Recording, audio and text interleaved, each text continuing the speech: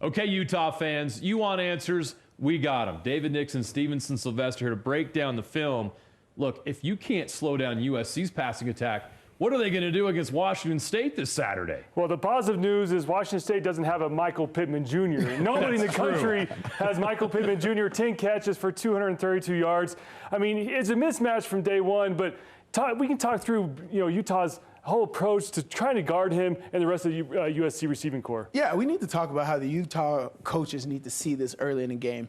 USC goes and gets this pass early in the game. This is early in the second quarter. You understand it's a mismatch. This is just a regular fade throw. He bodied Tariq Lewis.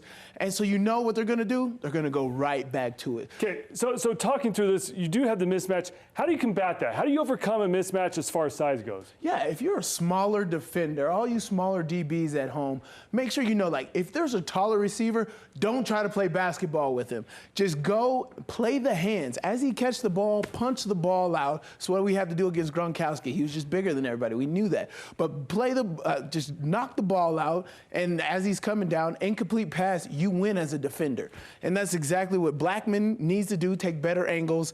And then Tariq Lewis, you're just letting him run down the field. And we saw the last play. If you do get beat, find a way to bring him down, right? Yeah, just tackle him. So fast forward, Utah, the offensive line struggled this game against USC's defensive line front seven. Let's talk through this play in particular. This is one that all Utah fans are struggling with. Yeah, I want to see, what are you doing here? This is away zone. So this tight end here is supposed to go block the end man on the line of scrimmage. This guy's supposed to block this guy. Nobody blocks anybody. And right when you get the handoff, the running back is like, oh, crap, everybody's here. What do I do? Next thing you know, there's a fumble. You don't get anything done. The blocking in this game by this O-line throughout, passing, rushing, was just horrific. For me, the one thing evident is the pad level. You looked at USC's underneath all of Utah's offensive line. Pad levels, they're underneath them, which drives them back, and it causes that push. Yeah, even on special teams, the blocking was bad. The two blocked field goal attempts in the first half, the first one, they jump off sides.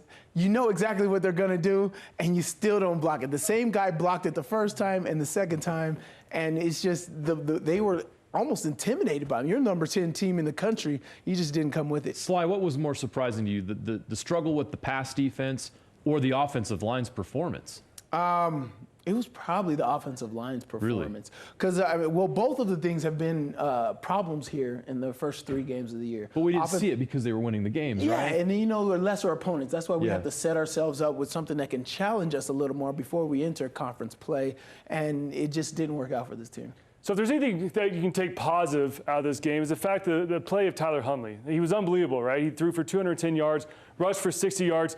But it was just his playmaking ability and extending plays throughout the evening is what impressed me the most. Yeah, he did an amazing job. He might have rushed for 6 first downs. I got to check the stats on that. But he just did an amazing job. As you guys all know, he can run.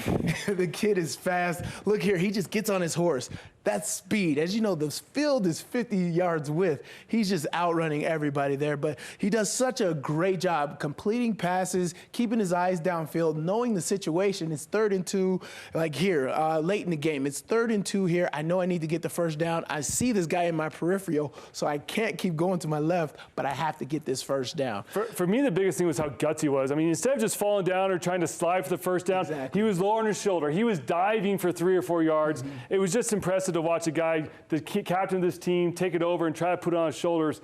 But unfortunately, he just fell a little too short. He did. He needed a whole team effort there and more from the O-line. And losing Zach Moss early in the first half didn't help. Doesn't help at all. Well, now that Zach Moss could be out an extended period of time, we don't know the extent of the injury, but Tyler Huntley's going to have to step up and do a lot more on that offense. Yeah, no question. But, take away. I had to watch this game 2 times. The first time I was really, really pissed. Second time, I tried to take the positive away from it. Yeah. And they got a lot of help. Jalen Dixon, the Brumfield, all these guys. Vickers was great, too. Vickers was great. They had great rushing. Over 200 yards rushing in this game. Normally, when you do that, you come out on top. You're a winner. Well, those guys are going to have to step up. Washington State in here on Saturday. We'll be back with you guys when we break down the Cougars in a moment. Sam, back to you.